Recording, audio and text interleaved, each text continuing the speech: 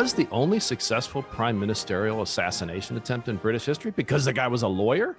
And which U.S. president knew when to quit and still was buried next to his horse? These and other burning questions, fans, will be answered today. And welcome back to the Hidden History Happy Hour podcast, post Brian Cunningham surgery edition. Welcome back, my friend.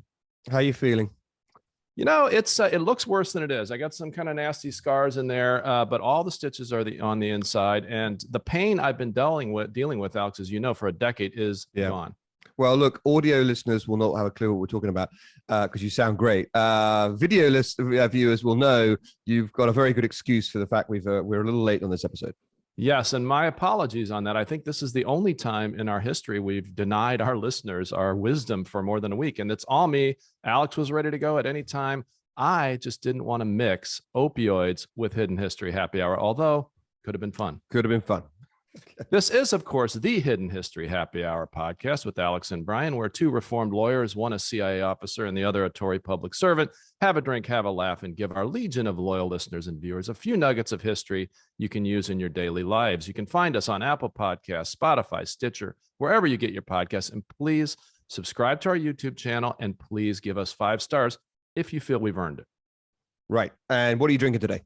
Well, I have, not wanted to mix my opioids with Blue Run, so I'm happy to report that I quit them after 2 days, and I'm only on extra strength Tylenol. What about you? You're almost finishing that there. Yes. And I am, for my part, drinking Mousehall's Sussex Dry Gin. I've mentioned this to you before. We talk a lot about families on the podcast. I like the story of families. It's from a vineyard where I know the owners, the vineyard of South Africa. I know the owners of that well. They've moved. They've got a property in the UK, and their daughter makes this. And it's a real family story of success. It also, by the way, is a great gin. Well, don't tell anyone that I'm considering trying gin. But if I were going to, may I find Mousehall in the US yet or not? Or do we know? I think not yet. Possible. I mean, they distribute their wine in the US, so I don't know why not. But it's extremely good. And as you know, English wine is making a real push in the markets. But spirits is obviously safer territory for somebody coming out of these islands. Yes, indeed. And if anyone doubts the value of American wine, they should check out the now relatively old but still amazing movie Bottle Shock with the late. Yeah, you like Bottle Shock more. Rickman. I like Sideways more. I think Sideways is great. I like both. I just don't like Pinot Noir, which is my wrap on Sideways. Yeah, but that's okay. I'm not, as you know, I'm not a big Pinot drinker either, and I actually like Merlot. So, which I don't. I'm pronouncing it like they pronounce it in the film. I quite like Merlot. Yes, but we're not drinking Merlot. And speaking of my historical aversion to gin and my incredible open-mindedness and willing to try it again after all these years, on 11 August 2022, set your reminders, everybody, enable your notifications on Twitter, because Alex and I are doing a live Twitter Spaces event where you can chat us up. And thanks to your votes, drum roll, you'll be hearing from us about UFOs. And you might even hear something about a Seattle-based band. So sign up, please. See the show notes for how to do it. Watch our Twitter and make sure you set your notifications. Everyone, look, there's chaos in the world right now. Thankfully, Ukraine seems to be holding their own against Russia, perhaps even, dare we say, winning, thanks to the great support of the British government and our government and others, and of course, their own heroism. Everything's going off the rails, though. In my country, we're having fights about the last election. We're having fights about the next election. Alex may or may not have heard in the news that there's some issues with his government over one in or two. We've the mostly UK. got them right where we want them. Everything's fine. Fair enough. Right on the edge of success, I can tell. Yeah, absolutely. And it's easy to get depressed, right? But we actually, even with everything that's going on, we live in an age that is perhaps a bit more civilized in terms of peaceful transitions of power than the 19th century. And we have 2 stories today that illustrate that in different ways. The first one is about, and I know you love your pub quizzes there, the only successful assassination of a British prime minister. And by the way, when I say successful, I'm not praising it. I'm just saying the person was actually killed. Unfortunately, in my country, we have a number more than that. And we can talk about maybe why that is and why that isn't. But my question, Alex, as you tell this story to keep in mind is, was it because he was your only lawyer prime minister? I think it's after it, not because of it. Fair. It's not post hoc, ergo propter hoc. West Wing plug. Indeed. Here goes. As you say, every pub quiz aficionado knows Spencer Percival. was the only British prime minister to have been assassinated. And it was on one fine day in May 1812, a year when a lot was going on. And the prime minister was rushing to the chamber of the House of Commons. As he was going through the lobby of Parliament, he was shot by an aggrieved businessman called John Bellingham. As you say, lawyers often in the boardroom seldom get the big chair, but Percival was one, and it didn't really help him. He'd been prime minister for 3 years. He was not an unsuccessful prime minister. He'd prosecuted the Peninsular War in Spain against the French, as usual. He had 13 children, very much a family man. He undertook a great amount of charitable work, and he was one of the leading proponents in my country of the abolition of slavery. And Little P, as he was dubbed by our press of the day, which I think makes him kind of the 21st century casual readers least likely kind of rapper. Little P had some considerable success as a defender of the government, famous kind of attack dog in the House, and he then became Chancellor of the Exchequer, which is our Treasury Secretary, and he had to give up a very lucrative legal practice to do that. Is that, sorry to interrupt, Alex, is that generally considered to be the sort of the senior minister in your government below the prime minister? Or generally, so it's interesting. There's no fixed point on that. It is confused for two reasons. The first is that we have a role deputy prime minister, which sometimes is used and is sometimes in abeyance. Of late, it's been used more because it's quite a convenient thing to have to dole out to people. But yeah, quite often it's not being used. So that's the first reason that's not clear. And the second is it sometimes depends on the standing of the other people who occupy the so-called great offices of state.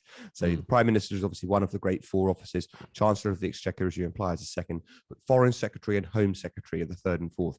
And traditionally, a prime minister, upon stepping down as prime minister, if he remains increasingly in my country as it is now as she is of good standing in his or her party, they become foreign secretary. That's the traditional place you put a former prime minister serving in the cabinet.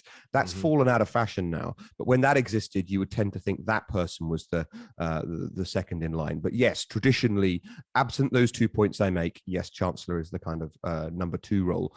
And often you will know, as you know, in politics, people make it to the number two role, but don't get to the big gig. But Spencer Perceval was one who did. Let me tell you now about the guy who killed him.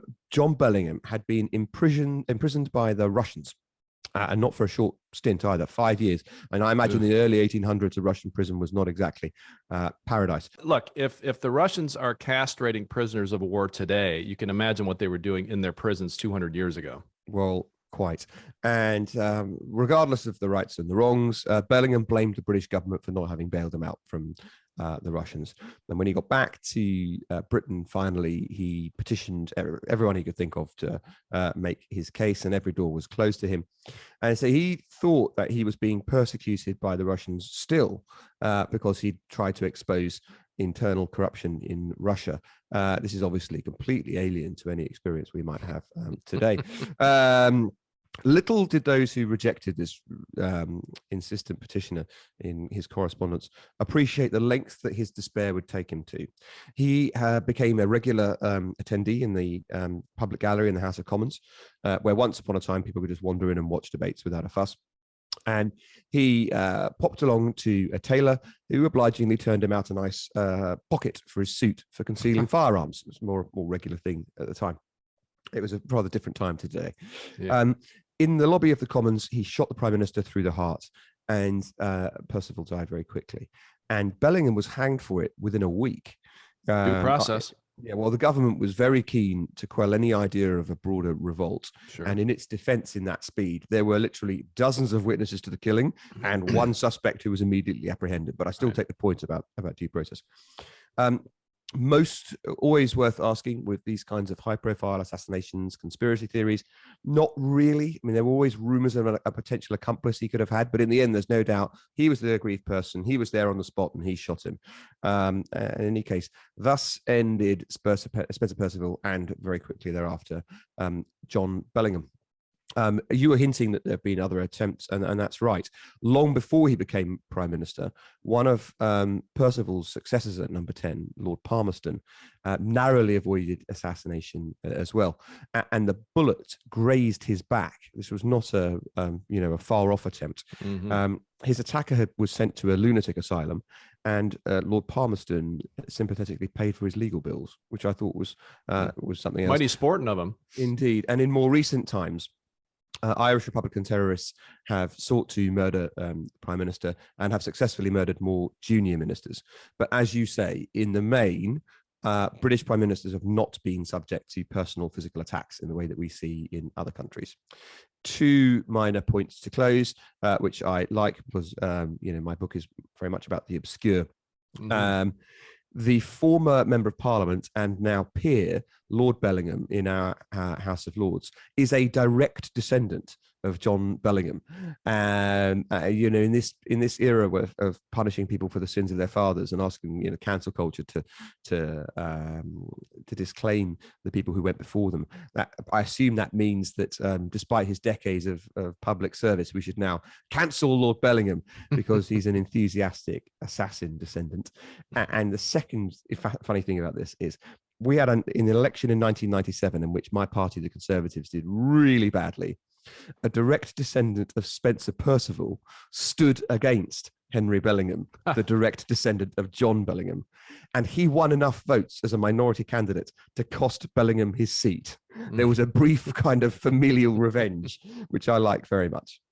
So did that issue come up in the debate between them? I'm sure that somebody made the connection. I've known the story, so they must have realized it at the time. I would love to have heard them. I don't know if they did any sort of Lincoln Douglas debates. I don't know if you guys do that there, but it'd be great to hear them debate that on the stump in whatever. What constabulary is that, or what constituency? They're in northwest Norfolk, and Bellingham won his seat back again, like straight afterwards. But nevertheless, he was out of Parliament for a term because the direct descendants of the guy his direct ancestor had killed got enough votes off him. It's a neat turn of history, isn't it? Yeah, if Sorkin were writing that story, the Percival descendant would stop by the grave and pour some whiskey on it and say, "This is for you, great, great, great, great grandpa," or whatever. It's interestingly echoes of this in, I'm going to do another show plug now, Star Trek Strange New Worlds. I don't know if you've had the pleasure in the UK yet, but it's quite good, actually. Okay. And there is a without spoiling it for anyone, there's a descendant of Khan from the Wrath of Khan. Now, I wonder that. Okay, so here's my thing about that. Everyone from Khan's band of rebels, the superhumans that he had, got onto their ship, which they used to steal the Reliant. And then everyone in the Reliant was killed when Kirk finally got his act together. And therefore, it's very hard to work out how Khan had is it way before? Is it a descendant from way before the super gang came together? Right. I've answered my own question. But by the way, that's what you're stuck on, not the fact that the Federation didn't realize that an entire planet in the star system was gone and they showed up at the wrong one, City Alpha 6 or 5 or whatever it was. No, yeah. That's a fair point too. Albeit, they were in a rush when they dumped them and isolated them on a dying planet forever. It is true. And I will say, as a writer, sometimes you just got to overlook that stuff and move on for the sake of the story. So I am sitting here in Seattle, Washington, looking out at a beautiful day in the harbor, and 90 miles from me is Bellingham, Washington. Do we have any idea if that's related? I'm going to research it and we'll put it in the show notes if it is. Good question. I mean, these are families that have been prominent in British life for a long time. And of course, British life greatly informed the formation of many towns and cities across America as it was colonized. So there may well be some connection. But so the answer is, I don't know, but it could be. We'll find out. And I'm sad and embarrassed to report that a significant percentage of the American electorate in polls now are saying that violence is a legitimate way to resolve political differences. I just can't get over this. This is happening in my country too. Not direct violence often against the person, but taking things into your own hands if you don't get your way. And that's not how a democratic system works. And if I just give you one example, there are many reasons that people might wish to have pulled down a particular statue that was prominent in a British city called Bristol. But what they did was that it was an association with slavery, as has arisen more than once in recent times. But there was a local process. There was, you could apply and you could raise the issue, and there were votes, and they lost. So instead of doing what you should do in democracy, which is seek to make better arguments or to find evidence you didn't have before, convince people who were hitherto not convinced, make your campaign better, bring more supporters on board, they just got a mob together, went down to the harbour and pulled the statue down anyway. That's not how society's meant to work. And in the end, this kind of direct approach of violence is ultimately reductive, because there will always be somebody out there worse and more violent than you, if that's what the right approach you think is. And I run the risk of sounding very pious, so I'm going to wrap up by saying that in my view, these people who think that they are so tolerant that they must act immediately and violently in order to ensure that tolerance prevails don't seem to really understand what tolerance is. No, and honestly, Alex, 5 years ago, I would have made this joke. Probably did 5 years ago, because that's how my memory is. That what you described with the pulling down of the statue, not getting your way and turning to violence and destroying things, pretty accurately describes the Boston Tea Party. However, I don't want to make that joke, because I'm afraid some listeners, none of our loyal listeners, but somebody that might just stumble across this, would think I was advocating violence in the pursuit of government. It's really, and by the way, it's not just Trump world in the United States. There's something like, I'm going to make this number up, but it's order of magnitude, right? Something like 35% of registered Democrats in polls say that violence is a legitimate form. I'm afraid I assumed you meant the woke world. I assumed you meant the ultra woke, who say, if someone takes a position that's different to us, it's not just the, tolerance might mean that you have a different point of view to me and I tolerate it. That's the part of living in a civilized society. I'm so tolerant that you can't just you're not allowed to disagree with me. And furthermore, you can't just be quiet. You can't be silent. Silent is violence. Unless you actively agree with me, then next stage, for at least some of these people you're talking about, I get to be violent to you. I mean, come on. It is the woke, but it's also the MAGA Republicans on the Trump side. And it's also, it's become a thing now. Like, that's in the public discourse, which, I've been in government, almost half a century. I've never run across that. Well, look, Bellingham was a very sad and troubled soul. And the man who tried to assassinate Palmerston was an actual madman. But the acts to which they go, the lengths to which they go, are to be deplored at every stage. And it seems strange to have to even say that, doesn't it? Yeah, that's why I'm saying I don't even want to make that joke, because I don't want someone to take it the wrong way. You can almost not make any joke now, because nothing is a joke and it must be taken literally. Right. To be clear, kids watching at home, violence is never the answer, and don't do drugs. Well, alcohol's okay. Yes, exactly. Only legalized drugs. Only the drugs that society outside the state of Oregon, which has legalized all drugs, allows you to have. Is that right? Oregon's legalized. Oh my God, you can buy heroin legally in Oregon. Right. So one of the arguments that's always offered against liberalization in jurisdictions like mine, which still have pretty restricted drug approaches, is that people are always in search of the next high, and if you legalize cannabis, people start doing more coke, and if you legalize coke, they start doing more heroin. If you legalize heroin, in the end, they're taking horse tranquilizers constantly to get the next buzz on. I don't know if that's true or not. Just what's an observation that I've heard often enough in the course of the debates in the UK. I've heard from friends of mine in drug enforcement that if you can access, not recommending it, kids at home, if you can access the sort of dark web marketplaces for horrible things, the fentanyl brokers out of China actually say the reason, addicts, that you should buy our fentanyl is it's so deadly that DEA agents have died just by touching it. And they believe that's a feature, not a bug. That's a sales feature. Yeah. Good grief. All right. So I guess there's a lot of lessons to be taken from this. One question I have, though, and this is a little bit of a callback to our NRA discussions we had a few episodes back. Any theories, Alex, on why, compared to the United States, for sure, and I think probably even compared to countries like India, the UK has had so many fewer assassination attempts, or at least successful ones.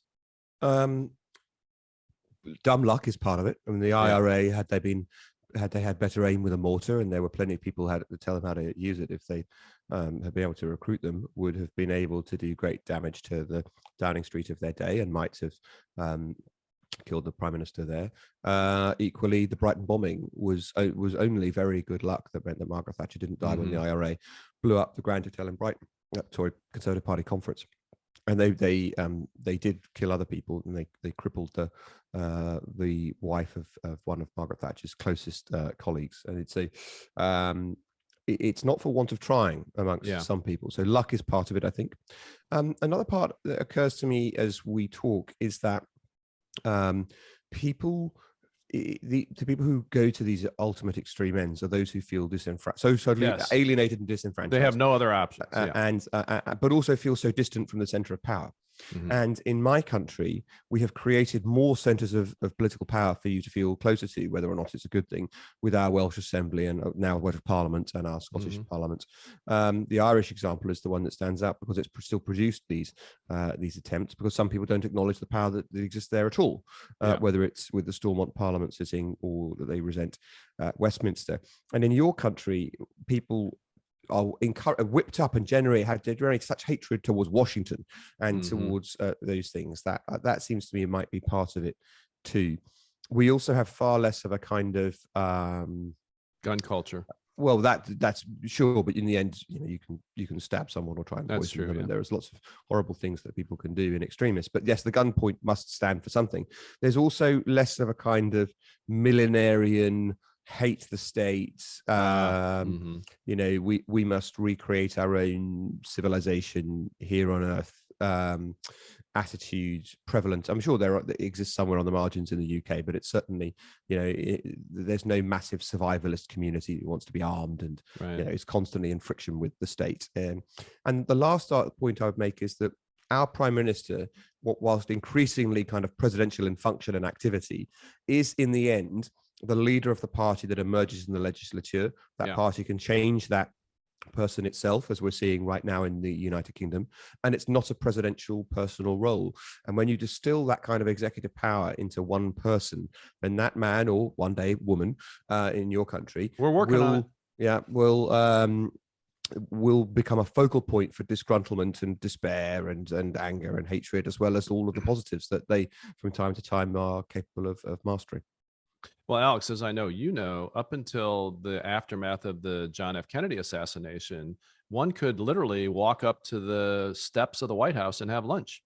And as you know, from being in Washington the last couple decades, that's nowhere close to possible. The entire streets closed after 9/11. So it's unfortunate. And of course, then we had the insurrection on January 6th. And now there's a lot more security measures at the Capitol, which, as a security person, I would say are necessary, but also it does make one feel a little bit less having the ability to have an impact on their government. I feel the same in the way that I was describing the ability once just to walk into the public gallery, and you would once have, if challenged, which you weren't, you would be able to say, I want to see my democracy in action, and go and take your seat. Instead, you're asked when you go to our House of Commons, who are you here to see?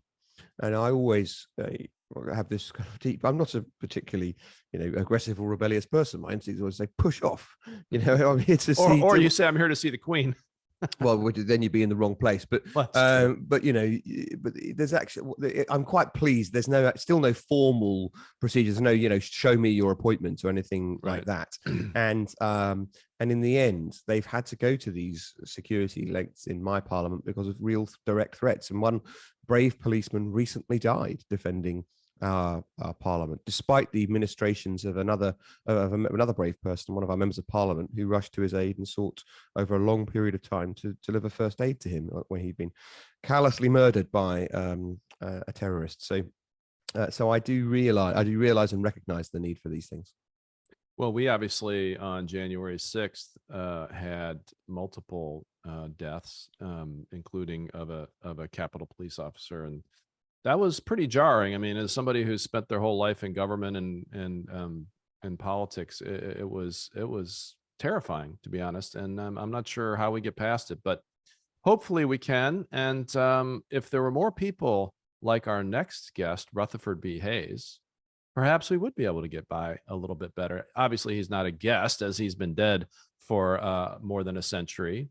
But I will say, in our recent poll, many of our viewers and listeners wanted us to talk about ghosts. So this is not a ghost story, but it is a story of someone long dead. Before we get to that, though, Alex, I just want to hold up what I think is a virtually identical cover to Alex's new book, More Lessons from History, except that one will be in blue and will include the word more. Yeah, it's the delay in publication was caused by coming up with such an imaginative new title. Well, I've those who follow us on Twitter will know that I have already pre-ordered my copy, and the postage is more than the book. Yeah, I mean, look, you could of course order it, or you could of course order the Kindle version or an ebook version, which would then, because a lot of people have been in touch to say that they, I don't take this badly, that they'd ordered it and then forgotten all about it. And then they got this nice surprise. You get this notification being, hey, I've got the new book on my Kindle, and there it is on the day of publication. So that's I would never discourage people from getting the Kindle version, but you can't do this with it. Right. You can't mark it up and have your hard copy and scroll your notes. Although I'm sure people will leap to eBooks defense to say, yes, you can. You can. It's true. It's true. You can. You can. Anyway, go out, find More Lessons from History, order it. I'm sure it's going to sell off the shelves as soon as it comes out. And I don't know whether this story is going to be in it or not, but let's tell it anyway. All right. So, Alex, as history teaches us time and again, no one, present company accepted, is good at everything. For example, the amazing bass player and songwriter Sting, singer, is undeniably one of the masters of modern music. Still, his three-penny opera revival, dubbed a dud by almost every critic, opened and closed on Broadway in 65 days. Which, for those of you who don't know, Broadway is short. It is possible to be brilliant at some things, but mediocre or abjectly terrible at others. And the trick is to stick to your strengths and know when to quit. And for those of you who think that it's great to read Alex's Lessons from History tweets, which it is, but don't listen to our podcast, that little paragraph you didn't get unless you were listening to our podcast. Now, you might find it's not worth it, but at least you get a little extra. Such is the story of Rutherford B. Hayes, the 19th president of these United States. Now, Hayes was a bona fide war hero, Alex, and as it turns out, a decent administrator. An early abolitionist, Hayes left his law practice, a president who was a lawyer who did not get assassinated, 1 point for our side, to join the 23rd Ohio Volunteer Infantry, and he saw extensive combat in the Civil War, our Civil War. 4 horses were shot out from under him during the war, including Old Whitey, which is buried next to President Hayes and his wife in their tomb in Fremont, Ohio. The future president was wounded multiple times, including quite severely at the Battle of South Mountain. Now, get this, still in combat, Hayes was elected to the United States Congress in 1864, despite refusing to campaign. And he would not take his seat until after the war, proclaiming he would, quote, never come to Washington until I can come by Richmond, close quote. Richmond, of course, at the time being the capital of the Confederacy. Small footnote, maybe a few more of our congressional candidates in the U.S. would have the same ethic today, but that's another story. 1876, then Ohio Governor Rutherford B. Hayes lost. This sounds familiar. It is. Lost the popular vote as the Republican candidate for president. But in a once in history moment, unless you count 2000, 2016, 2020, and possibly 2024, it was an election controversy. 19 electoral votes from Republican states were in dispute. And as our non-North American viewers will probably know, but I'll just briefly remind them, is we don't have a direct election system in the United States. We have an electoral college. So each state sends so-called electors to the Congress to carry out the wishes of the voters in their states, or modern history, maybe not. Allegations of widespread voter fraud in that year led to a congressional commission to determine the next president.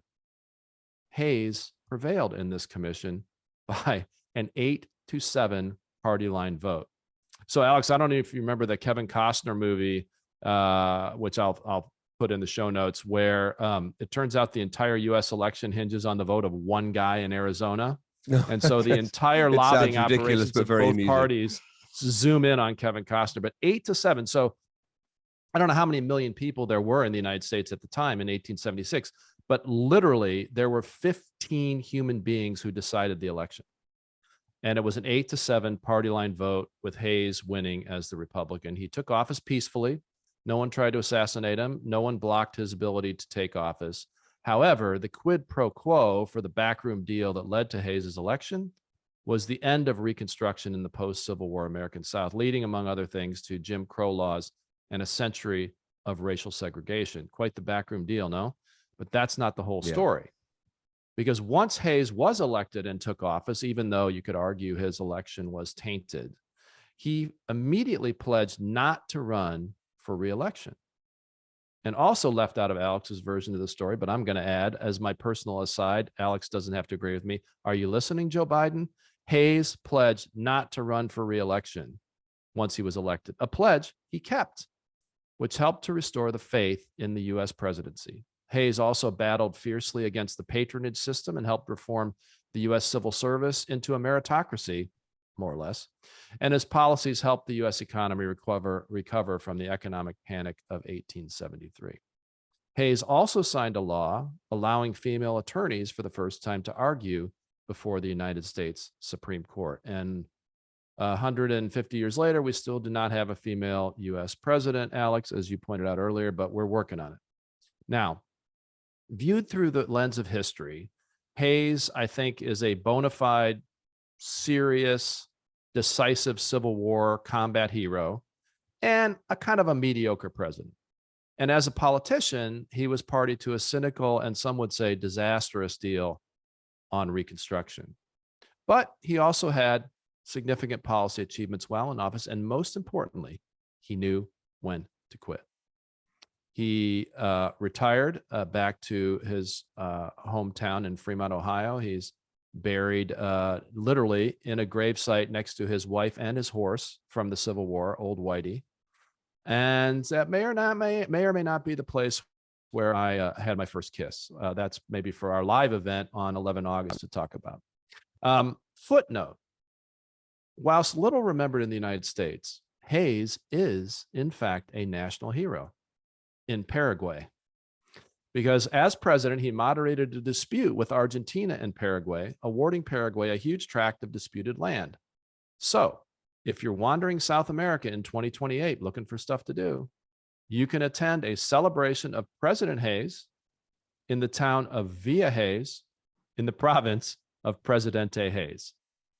And may we have many more years of peaceful transition of power. Cheers. Cheers. Good story. I've yet to go to Paraguay. I'd like to very much. Me too. And there was a big privacy conference, as you know, there a few years ago, and neither one of us made it. We missed out. So, you know, Alex, we both have our own, obviously, patriotism, nationalism, and pride. I don't know what's the better system. You know, I mean, presidents definitely have the ability to execute more directly and forcefully in times of crisis, at least on paper. But it's pretty much, as we proved by 2 impeachments of Donald Trump, impossible to remove them during their term of office. Whereas in your country, that's a much, and it's not easy, but it's an easier thing to do. What are your thoughts?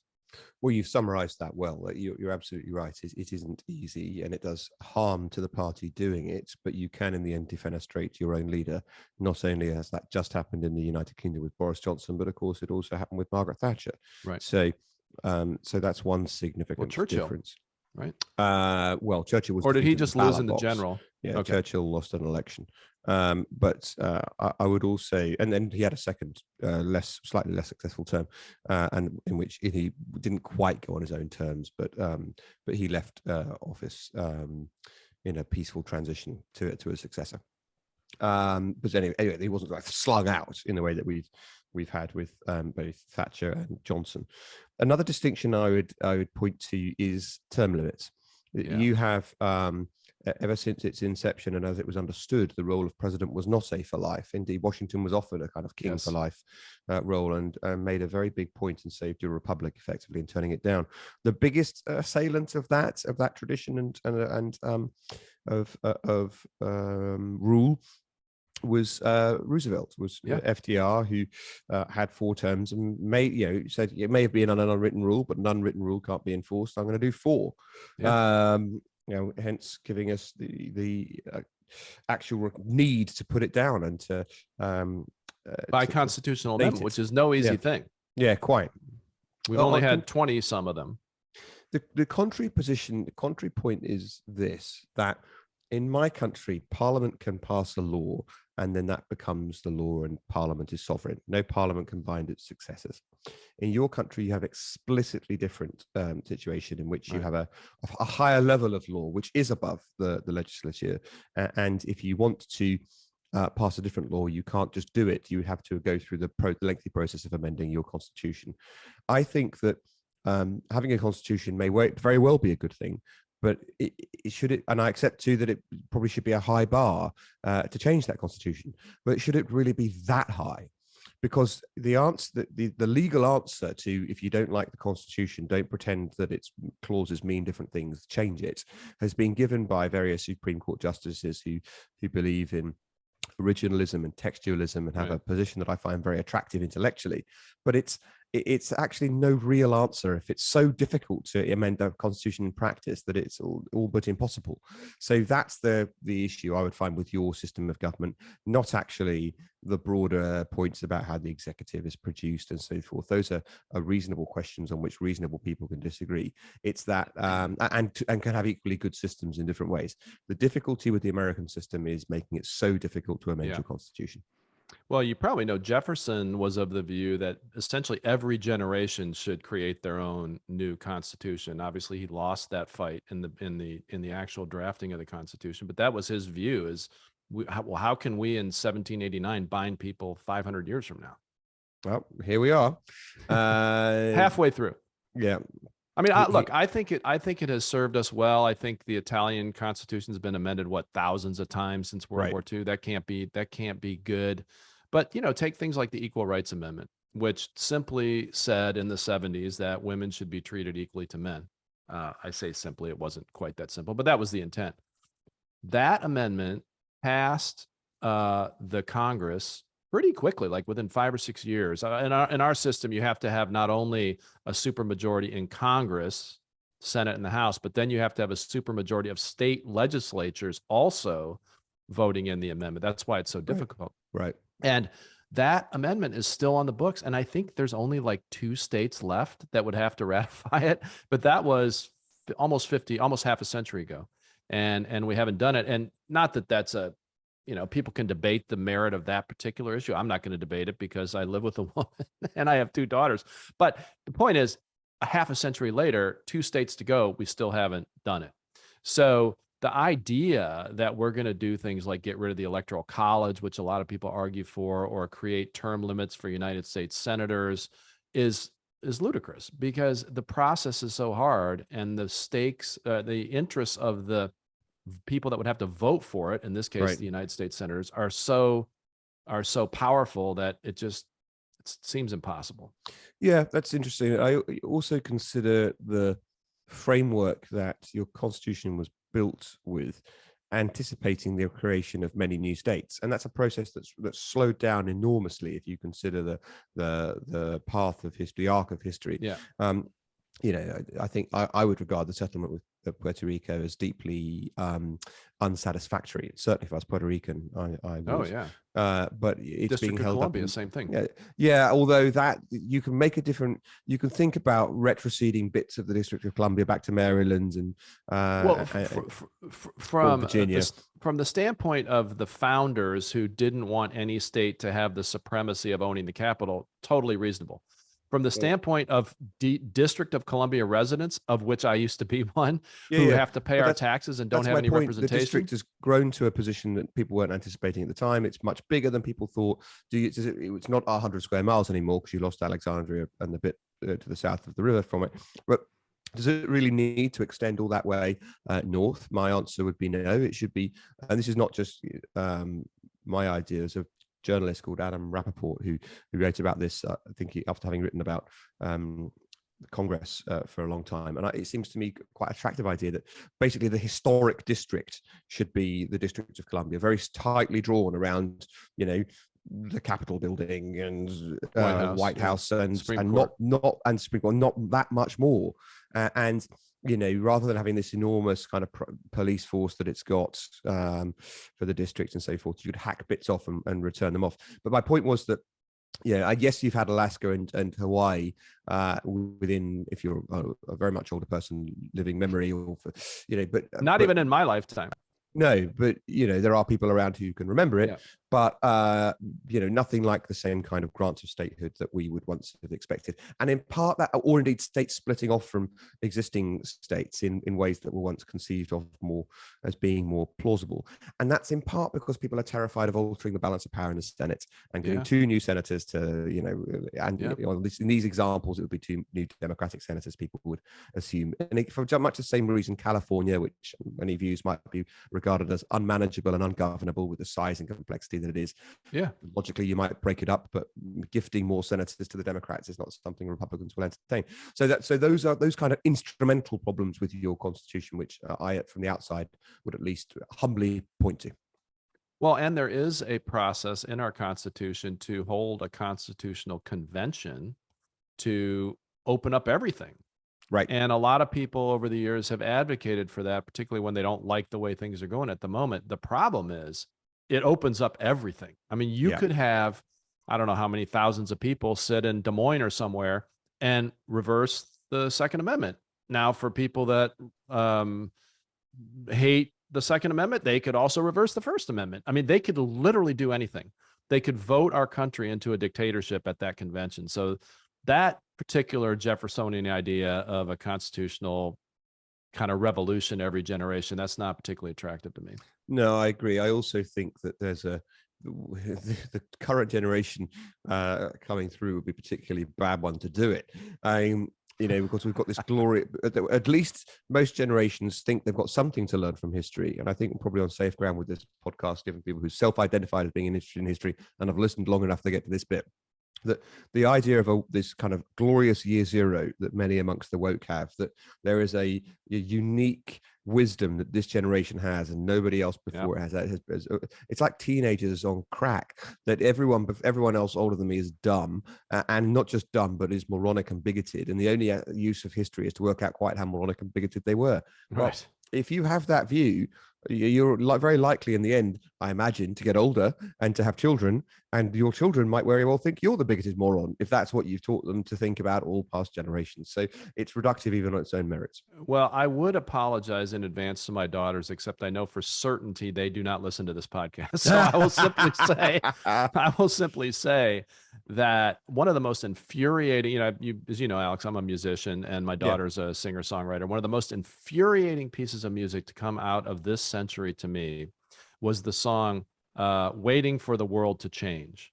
And the whole idea was our generation, not our generation, but Gen Z or whatever it was at the time, just were so powerless that all they could do is sit back and wait for politicians to do something different. Wrong. If you feel that strongly about something, go to Michigan, run for the state legislature, or do what you did, Alex, run for the city council of London, or don't just sit back and complain about it. Go do something. But that's not, not to condemn a whole generation, but there are a lot of people who don't have that view. Hidden History Happy Hour listeners may never have expected to hear this, but on that point, I support AOC and I admire people like AOC who actually have to get up and go to go do something and stand for office. That I admire.